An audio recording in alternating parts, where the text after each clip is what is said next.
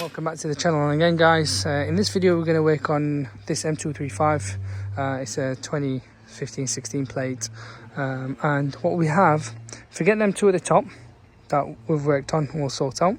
But if you've got 121001 and this one here, charge air pressure, and if you're getting warning on the dash, so most likely you will end up getting warning, drive terrain warning there, which will be on there. You may lose power, you may not, you may be lucky there's full power there. I'll tell you exactly where it is. It usually goes back to this is just rough estimate guys, but I'll guide you as to where these are and where the sensor is and what you need to do. Let's tell you with this here. So if we take it out, it's this sensor here that's on the throttle, where the throttle comes back into here.